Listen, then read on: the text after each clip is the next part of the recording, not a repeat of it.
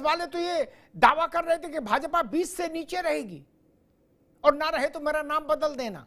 मुझे नहीं पता वो अपना नाम बदलेंगे कि नहीं बदलेंगे। सीट की विधानसभा में 50 सीट, तीसरी बार। पिछले बार से अधिक सीटें जीती भाजपा ने इस बार। ये चमत्कार है, इसको राजनीतिक शब्दावली में चमत्कार का। कांग्रेस के भी लोग कह रहे हैं कि हरियाणा में तो जीती हुई बाजी हार गई पार्टी। कुछ लोग मजाक में कह रहे हैं कि कांग्रेस जीता हुआ चुनाव हारने में सिद्धहस्त है, उसका कोई मुकाबला नहीं चुनाव हारने में। कोई कह रहा 54वां चुनाव हारी कांग्रेस। राहुल जी के लोकसभा में विपक्ष के नेता बनने के बाद यह चुनाव हुआ है हरियाणा का, जब उनके पास नई जिम्मेदारी आई। वो हरियाणा में सड़क पर भी उतरे, यात्रा भी उन्होंने निकाली, लेकिन परिणाम नहीं आया। हरियाणा विधानसभा चुनाव के जो नतीजे आए उसने सबको हैरान कर दिया। बीजेपी खुद भी हैरान नजर आई, उनके खुद के नेता शायद हार मान के बैठे हुए थे, और जो सबसे ज्यादा चौंकी वो कांग्रेस थी। कांग्रेस के लोगों ने तो ये तक कह दिया था कि अगर बीजेपी की 20 से ज्यादा सीटें आती हैं तो अपना नाम बदलेंगे। लेकिन यहाँ तो बीजेपी ने पूरा खेल पलट दिया, यानी कांग्रेस अपने ही बयानों से अपनी किरकिरी करती हुई नजर आती है। अब इस डिबेट में भी कुछ ऐसा ही हुआ कि किस तरीके से कांग्रेस की किरकिरी हुई और कांग्रेस ने जो बड़ी बड़ी बातें कही थी उसकी किस तरीके से धज्जियां उड़ी। देखिए इस वीडियो को, और लगातार ऐसे कंटेंट को पाने के लिए हमारे साथ जुड़े रहिए और हमारे चैनल को सब्सक्राइब करें और बेल आइकन दबाएं। भारतीय जनता पार्टी ने तमाम संभावनाओं को ध्वस्त करते हुए हरियाणा में जो जीत हासिल की है,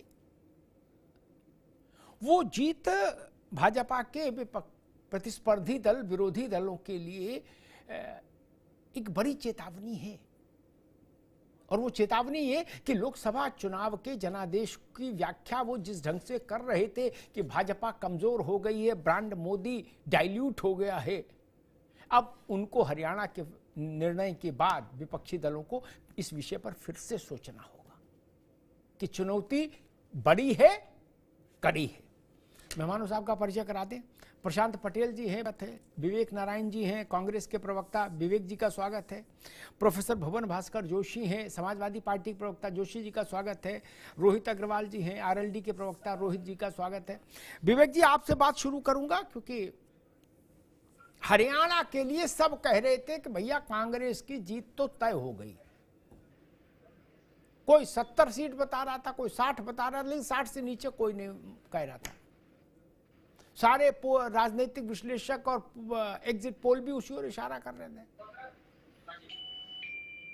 आपके लिए ये हार, अरे जो हरियाणा का चुनाव था, ये इसलिए महत्वपूर्ण था क्योंकि आपको जनता को ये भी सबूत देना था और अपने सहयोगियों को भी ये बताना था कि लोकसभा में हमको जो 99 सीटें मिली, यानी पुरानी से स्थिति बेहतर हुई हमारी, वो बढ़त हम मेंटेन रखे हुए, कायम रखे हुए हैं। लेकिन हरियाणा ने तो चीजें बिल्कुल उलट पुलट कर दी, ध्वस्तीभूत कर दी। विवेक जी,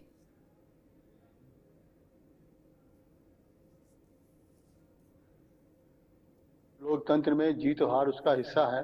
जनता ने जो जनादेश दिया है उसको हम स्वीकार कर रहे हैं।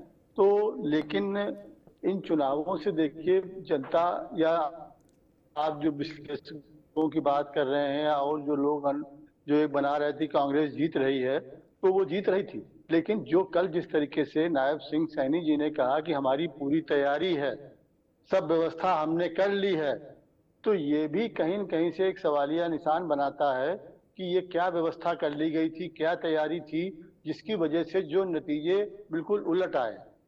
विवेक जी, अब आपको नहीं लगता कि अब गंगा में बहुत पानी बह गया है? समीक्षा करेंगे। विवेक जी एक मिनट, अब आपको नहीं लगता कि ऐसे चुटकुलों पर चर्चा करना ठीक नहीं कांग्रेस के लिए? कहां चक्कर में पड़े हो? जनादेश को जनादेश की तरह लो महाराज। नहीं,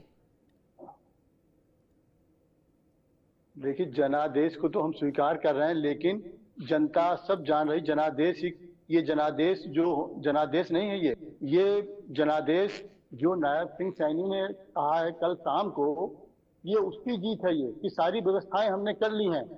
तो ये लोकतंत्र में अपने आप की इस तरह के बयान देना और इनके परिणाम इस तरह से सामने आना, ये हमारी लोकतांत्रिक व्यवस्था, चुनावी व्यवस्था पे एक निशान जरूर लगाते हैं। ये अलग बात है कि पिछले 10 सालों में एक भाजपा सरकार ने, मोदी सरकार ने जो एक नैरेटिव बनाया और सारी सफलता को चुनावी जीत से जोड़ दिया।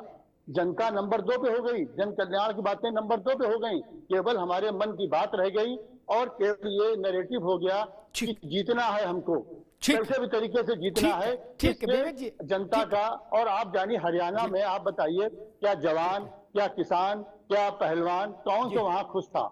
सारे, आपने खुद ही कहा कि सारे एक डायरेक्टली वहां कांग्रेस जीत रही है, लेकिन जो परिणाम आए हैं वो निश्चय ही उनको हम स्वीकार करते हैं, लेकिन इन परिणामों की हम समीक्षा करेंगे, रणनीतिक पुनर्समीक्षा होगी, लेकिन ये कहीं न कहीं से इन परिणामों में जो नायक कहीं ने कहा है उसकी अब रुक जाइए। कांग्रेस की स्थिति सुधरे भी तो कैसे सुधरे? वो तो ये उसकी सुई एक ही जगह आके अटक गई कि जहां जीते वहां राहुल जी ने जिता दिया और जहां हारे वो कह दो वो तो भाजपा वालों ने गड़बड़ कर लिया। इनको ये नहीं दिखाई दे रहा कि कांग्रेस में वहां जूतों में दाल बट रही थी हरियाणा में। क्या पार्टी जीत नहीं रही और 36 मुख्यमंत्री के दावेदार ताल ठोक रहे थे एएनआई के कैमरे पे, बोले हम भी है, बोले तुम हटो पीछे, हम है नहीं, वो नहीं दिखाई दे रहा। करीब नायब सैनी ने कहा कि व्यवस्था कर ली इसलिए हम हार गए। नायब सैनी के भरोसे चुनाव लड़ रहे थे क्या आप?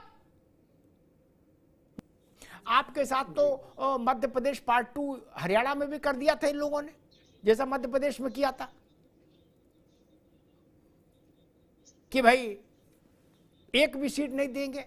कमलनाथ ने कहा कौन है अखिलेश? हम जानते नहीं। यही बात यहां हुड्डा जी के सुपुत्र दीपेंद्र ने कह दिया कि नहीं अखिलेश का यहाँ कुछ नहीं है ना, नो। अब आपको भी उम्मीद जगी होगी कि ना अब आया ऊंट पहाड़ के नीचे, नहीं। हमको कुछ मित्र लोग बता रहे थे पत्रकार कि आज समाजवादी पार्टी कार्यालय में लखनऊ में नेता लोग देख रहे थे चुनाव परिणाम, तो वो बड़े प्रफुल्लित थे, कह रहे थे अब कांग्रेस हैसियत में आ जाएगी।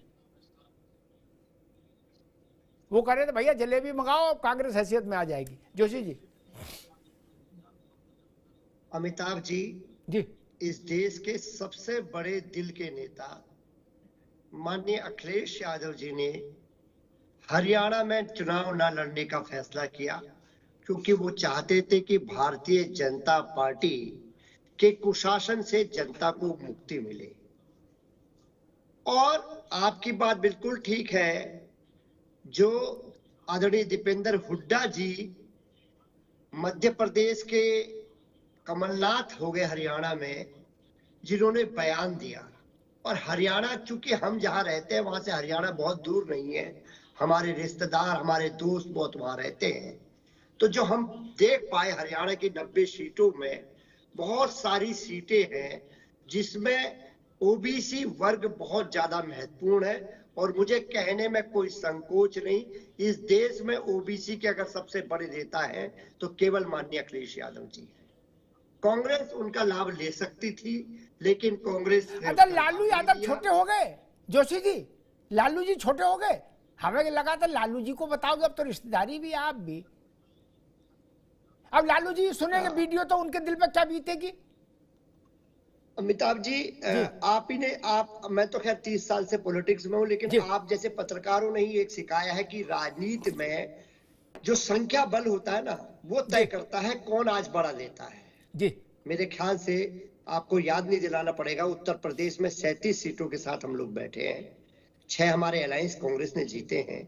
तो आप ही तय कर लीजिए आज ओबीसी का नेता। मैं तो गेंद आपके पाले में छोड़ देता हूँ। नहीं, मैं आपके साथ खड़ा हो गया। आपने कहा हाँ अखिलेश जी सबसे बड़े नेता, मैं कहूँ अखिलेश जी ठीक बात है। अब जब तक तेजस्वी इसका काउंटर नहीं करे तब तक यही बात ठीक है जी। मैं तो सरल व्यक्ति हूँ, मैं तो आपको बड़ा भाई हो, मेरे बड़े हो, और आपसे मैं सीखता रहता हूँ, आप पे छोड़ दी। भी महत्वपूर्ण है जिसका नाता पूरे हिंदी पट्टी से है और उत्तर प्रदेश और हरियाणा से तो खास तौर पर है। विवेक जी सवाल वो प्रशांत से लूंगा, लेकिन आप भी इस चीज को सुनिए जरूर, महत्वपूर्ण बात है, इस ढंग से शायद चर्चा नहीं होनी चाहिए। किसान आंदोलन के बाद हरियाणा विधानसभा का चुनाव ये आया है क्या? इसके फैसले जनादेश की व्याख्या इस ढंग से भी होगी ही होगी। भाजपा अगर हरियाणा हार जाती तो आप कहते किसानों ने भाजपा को सबक सिखा दिया।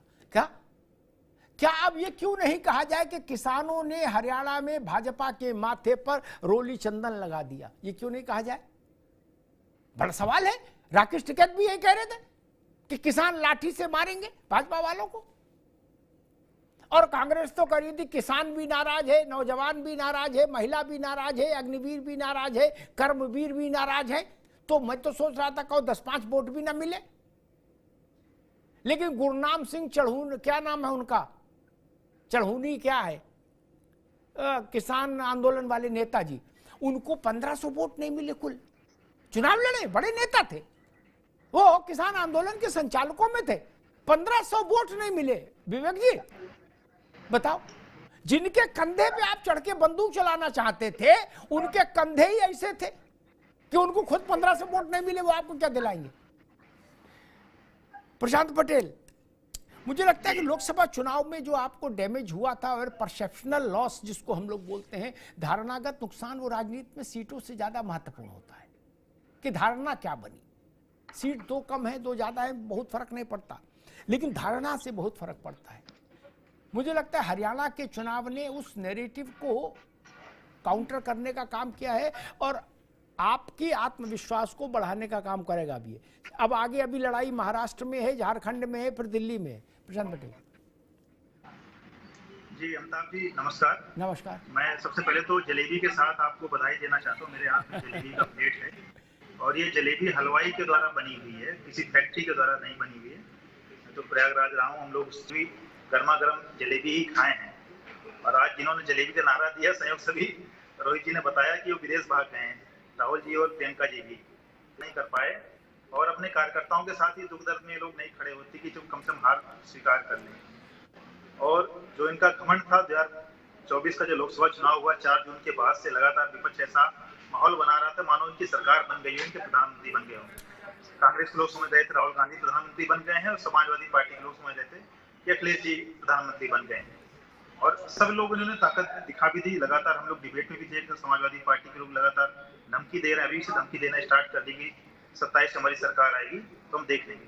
इसी तरह कांग्रेस के लोग, हरियाणा में लोग यही माहौल बनाए हुए थे कि अब तो हुड्डा जी मुख्यमंत्री बनेंगे, देख लेंगे तुम लोगों को। जनता ने दिखा दिया।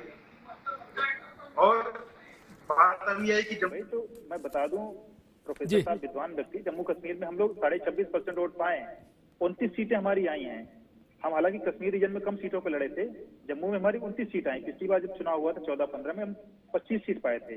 दूसरे नंबर पर वहाँ नेशनल कॉन्फ्रेंस है और समाजवादी पार्टी की सहयोगी पार्टी है कांग्रेस, वहाँ खाली 6 सीट पाई है। तो हम कोई जम्मू कश्मीर हारे नहीं है। कश्मीर में तो हमें वोट मिलता नहीं, हम वहाँ से उम्मीद भी नहीं किए थे। हमें वहाँ उम्मीद बहुत कम थी कि हमारी सरकार बनेगी, तो वहाँ की बात मत करिए। फिर भी हम आपको समाजवादी पार्टी वहाँ बताए कि वहाँ पे कितनी सीटें आई। समाजवादी पार्टी तो जम्मू कश्मीर में चुनाव लड़ी है ना, वनभास्कर जोशी जी बताएंगे कि कितने प्रतिशत वोट पाए और कितनी सीटें पाई हैं। हम सब पड़ोसी के घर में बच्चा पैदा होता है तो सब खुशियां मत मनाइए, आपके घर में पैदा हो तो मनाइए, तो पता चलेगा। हरियाणा में आपकी तो लड़ने लायक हैसियत बची नहीं, आपको किसी ने भाव नहीं दिया, ना हिम्मत पड़ी। मध्य प्रदेश में भी आपको दिखा दिया गया। और हम लोगों ने तो लगातार जनता के बीच में रह के काम किया। हरियाणा में भी हमारा परसेंटेज 40% वोट परसेंटेज गया। हर जाति का, हर वर्ग का वोट मिला है। जाट बहुल सीटों पर भी हम 7 सीटें जीते, जो 17 जाट बहुल सीटें मानी जाती है वहां पे भी हम 7-8 सीटें जीते हैं। अन्य सीटों पे भी हमने जीता है। उचाना कला जैसी सीटें वहां पे भी हम जीत रहे हैं। तो सब जगह सभी वर्गों ने हरियाणा में हमको वोट दिया है। तीसरी बार मैंडेट दिया है, इतिहास रचा गया हरियाणा में तीसरी बार किसी पार्टी को जीतने का। तो और चाहे किसान हो, जवान हो, ये सारे मुद्दे गौड़ हो गए हैं। अब कम से कम इन लोगों को माफी मांगनी चाहिए जिन मुद्दों पे इन्होंने प्रोपोगंडा किया, और कम से कम अगर थोड़ी शर्म बची हो तो इन मुद्दों पे आगे से ना बोले।